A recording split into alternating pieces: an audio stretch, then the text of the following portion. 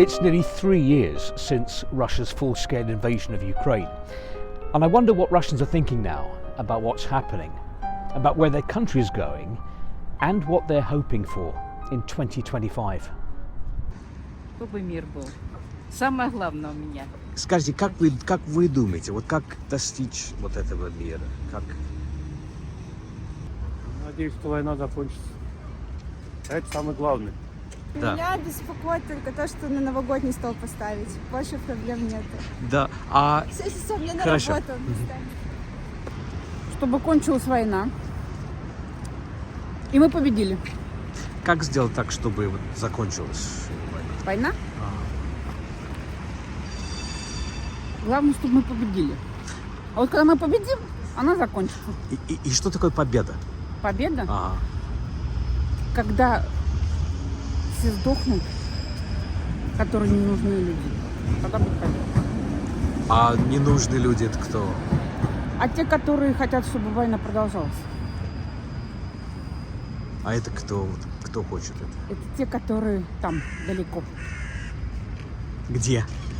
Не в России.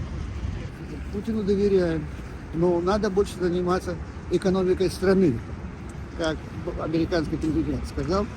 Вот здесь у нас очень много, как сказать, малообеспеченных, в том числе и я. У меня пенсия 14 тысяч. 14. 14, да? Да, А как вы же проживаете на 14 тысяч? вот так. Нет, всем помогает. Приходится работать. А мне 74 года. А кем работаете? Я работаю курьером по доставке документов. Вот. Я вынужден работать. Почему? Потому что в этом плане не я один такой, очень много таких людей. Ну, ситуация такая сложная. Работать приходится. Будем надеяться и на Путина, что он обещал, что повысит пенсионерам пенсию. Повысит? Возможно. Не мне решать. Если бы я был в хозправительстве, я бы сказал, где, как это все сделать. Но со мной пока никто не считается. Я обыкновенный пенсионер, мне 74 года. А люди, вот народ могут повлиять на жизнь, на будущее? Наш народ терпеливый, он молчит.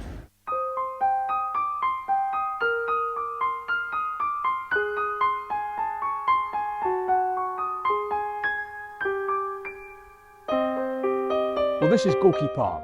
One difference I've noticed from a couple of years back. In December 2022, along with the traditional tree, there were giant letter Zs, the symbol of the so-called special military operation.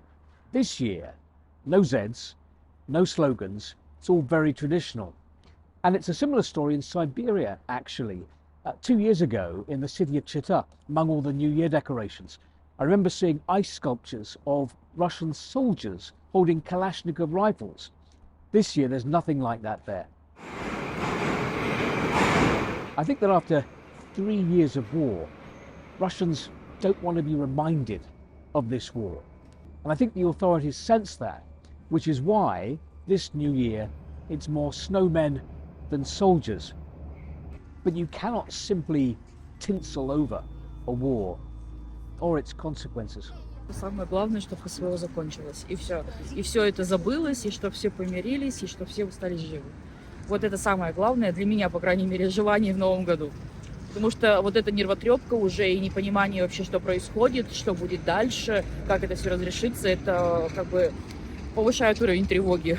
Мы как бы, ну как сказать-то, мы доверяем нашему главнокомандующему, да, то есть он принимает какие-то решения, соответственно, он за нас их принимает. Соответственно, как бы мы тоже несем какую-то коллективную ответственность за то, что происходит. Я думаю, надо сесть разумным людям за круглый стол переговоров. Ну и обсудить, договориться. Другого варианта нет. Только через общение человек может достичь чего-то разумного. Оружием ничего не поможет. Вот в этом году, вот для вас, что было самое тяжелое в этом году? Поднятие цен как бы ударяет по карману. Приходится больше работать. Меньше уделять время на семью.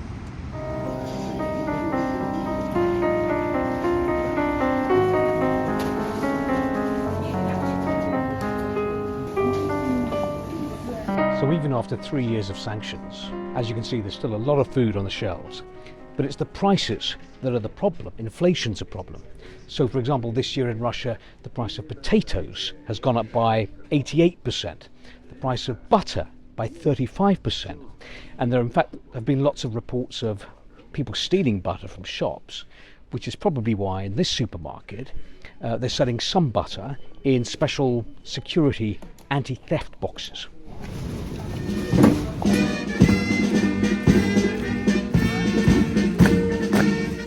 Some Muscovites are not just looking ahead to the new year, to the future, they're remembering the past, commemorating the 45th anniversary of the Soviet invasion of Afghanistan. Сегодня наши уже дети и наши внуки защищают интересы нашего государства на Украине. At this event, lots of references are being made to Russian soldiers who are fighting today in Ukraine. And the speeches here very much reflect the Kremlin narrative that the war in Ukraine is the fault of the West, even though it was Russia that launched the full-scale invasion of its neighbour. Они всегда, англосаксы, играют в долгую. И мы никакой возможности больше дать не должны.